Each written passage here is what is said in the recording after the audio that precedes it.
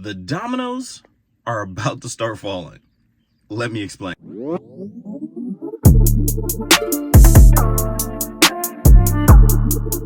morning, everybody. This is Dom, and this is 9 Media. I am bringing to you some news that happened yesterday. Yesterday, at about 5:30ish, I was on a Twitter Spaces with a lot of other prominent EV enthusiasts throughout the YouTube space, and we tuned into the Jim Farley and Elon Musk call. And this was more of an announcement, which was really nice to do. I'm pretty sure it gave Twitter some PR, especially for them breaking this news. But essentially, Ford has switched positions and they are going with NACS. If you don't know what NACS is, it is the North American Charging Standard that was published and put out by Tesla. For quite some time before, the Tesla port didn't really have a name until about within the last year or so. Tesla branded it the North American Charging Standard, which is a pretty decent name. And it was their hopes to get the US market to be able to just coin that as a standard. And for the longest, nothing happened. So then Tesla came out with their Magic Dock, which they retrofitted some chargers within California and New York, none here in the Charlotte area or North Carolina that I can see, or even South Carolina.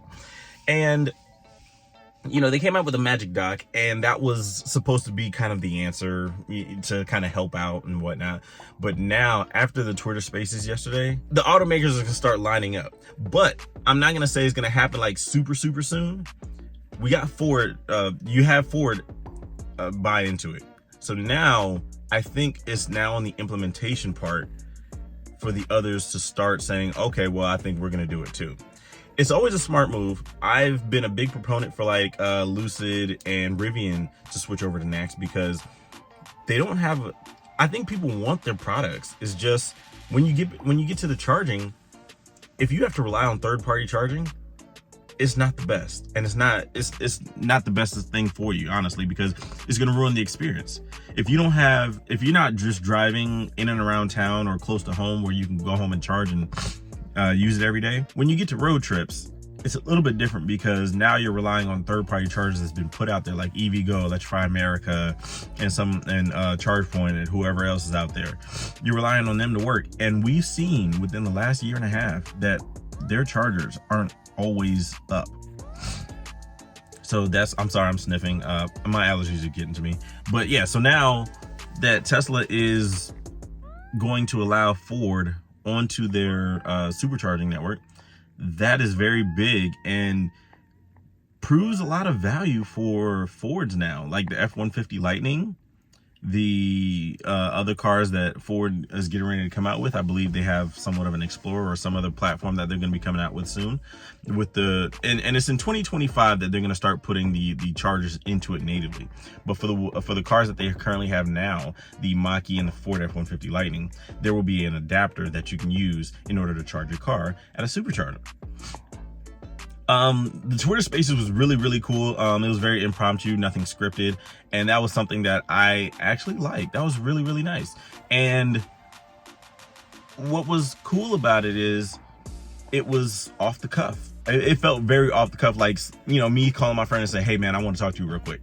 And that's kind of how it felt, the conversation. And they even let some people talk or ask questions. One of the guys, my homie Sergio out in Cali, he was able to, and the funny thing is he asked the same question I was going to ask, and that was essentially the charging speed of the other vehicles. And I believe Elon said something to the effect of it's based on the car and what it can handle. But I want to go into some of the benefits as to why this is really awesome. The first thing, now you can go practically anywhere. And there shouldn't, you could kind of do that now, but like I said, when you got to like an EVgo or third-party charging station, you wasn't sure if it was working. But because the supercharging network is Tesla's and they maintain it, and they have at least, I believe, 97% uptime and more and higher, you're very well sure that it's going to be open and available at least and working for you. The other advantage is the NACS port, I believe on the Tesla cars currently, is very good because it has communication.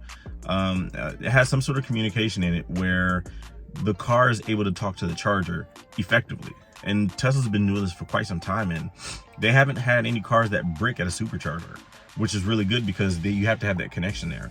So in 2025, when they start having the other vehicles come into play, I believe with the NACS port baked in there, it will talk to the chargers directly. You'll also be able to use the Ford, I believe the Ford Pass app. I'm a Tesla owner, so I have no idea what these apps are, but the Ford Pass app, they're going to open up the API for Tesla supercharging, probably import a lot of locations into the Ford Pass app and try to do like plug and charge like how we have now, which is really good. And honestly, it's probably the best thing you could ever do, because nobody wants to do the gas station model where you come out, you get out your car, pull out a card. No, put it on some sort of database, and when I pull up to a charger and plug in, it should automatically, negotiate that for me.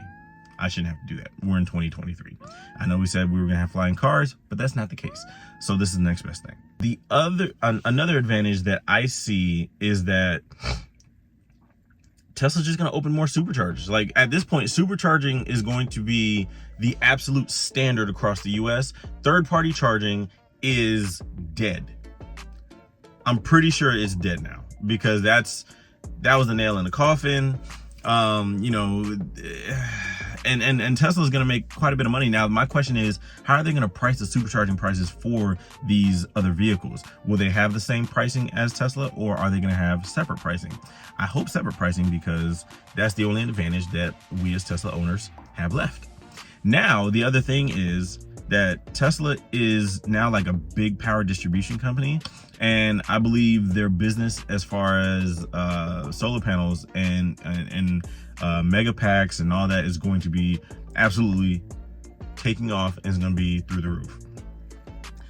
I do like this move overall. I hope this is something that is able to be implemented effectively, and that other automakers take note, like your Volkswagens, Volkswagen, Porsche, Lucid, Rivian. Where's some other ones? Your Kias, your Hyundais. But like I said, the question is, which one's gonna go second? I would like to, like I said, I would love to see Rivian go second. RJ Scaringe has a Ask Me Anything or Ask Rivian today, and I forget what today's date is, but he has it today. And one of the things that I put up was, yeah, have you ever thought about switching to NACS? And this was well before I knew about the Twitter Spaces or the announcement. So that's something that can help Rivian, because their price is, relatively competitive to Tesla as far as SUVs and trucks go. So I think it really makes sense if they were to get into or switch over to NACS, that their cars would sell a little bit more, because of the fact that now they're able to access the supercharging network. Like, honestly, I love the Rivian platform, the R1T, the R1S, the R1S especially, because that gives me an option for a full-fledged, full-size SUV in order to put all my kids in. So that would be absolutely awesome if I'm able to get a Rivian with NACS and supercharging access to be able to, drive on a daily basis and, take road trips in it. It'd be really nice. But yeah, I didn't want to keep you guys long. Just wanted to get this out there because it did happen last night. And but thank you guys for tuning in. I did launch a video today, so if you could also, I'm going to put it up in a card wherever the cards go. If you could, please take a look at that. It is a travel vlog of me and my family taking our Model Y 7-seat down to Myrtle Beach. It's some really nice views that I put in the video, some really nice B-roll. Really want you guys to check it out. Thanks for tuning in. I'll see you guys later.